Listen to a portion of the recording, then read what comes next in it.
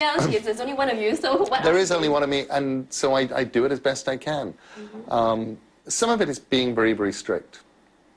So even though it looks like I'm on tour all the time, there are years when I will tour a lot, and there are years when I won't.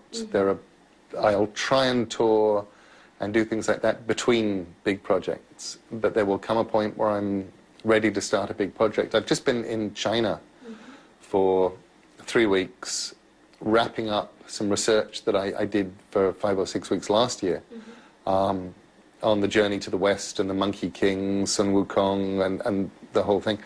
And when I get home, I'm going to start a book, and probably there's a few things I have to do in February and March, but really next year is going to be this book about Monkey. And you have it in your head, so you sound like you have it in your head, like it's just waiting to come out. I really do. And it's sort of non-fiction, and it's sort of fiction, and it's me trying to write about the 7th century monk Shenzan and how he went to India and brought back Buddhist scripture to China, and then the 16th century story of Monkey and Pigsy and Sandy and how they did this, and then it's about me going to China and running into all sorts of trouble as I tried to do it. So how did you get the inspiration for this new work? I mean, did you just decide, oh, I read the story about Monkey King and it really intrigued me, or what set it off? Really what set it off was spending, going to China about 2-3 years ago, and finding that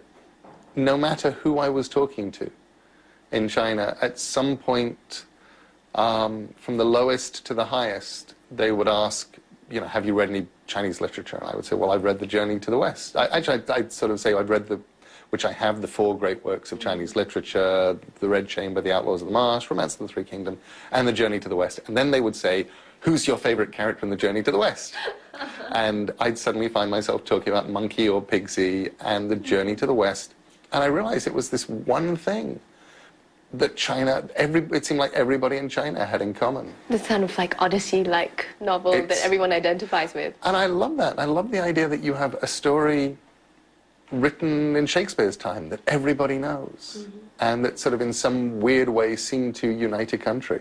And just because China completely fascinates me. It's so many contradictions, it's so old, it's so big, you have this strange monolithic government, you have this weird helter-skelter progress right now from communism to unrestrained, monstrous capitalism, and you have a country that, there are parts of the country right now that are physically lurching from the 11th century into the 21st.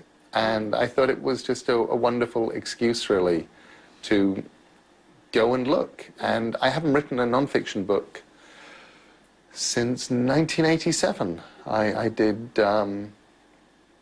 I wrote a book called Don't Panic, The Hitchhiker's Guide to the Galaxy Companion, all about Douglas Adams and the Hitchhiker's Guide to the Galaxy. That's quite different, actually. So I thought, well, it's 20 years later, it's time for me to do something different.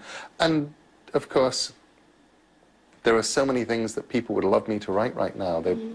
And I get people saying, when are you going to do a Stardust sequel? When are you going to do a Neverwhere sequel? We would like some more American Gods. Now with the Graveyard Book, it's all sort of, please, more Graveyard Book.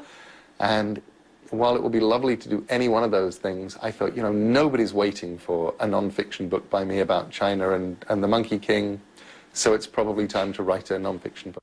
Talking about your work in different genres, I mean, film, and you talked about theatre, I mean, why are you interested in these different genres, and how do you think they inform your writing? For me, it's like, A, I get to keep myself interested, and B,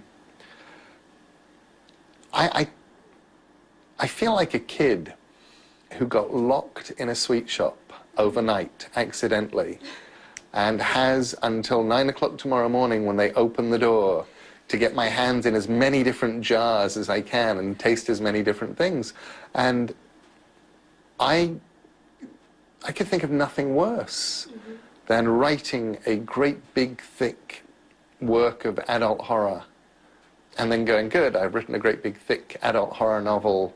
Now I will write another great big thick adult horror novel. Because at that point I go, let me write a funny book for kids. Let me write a pornographic cookbook. Let's do something different. And that's Primetime Morning this Wednesday.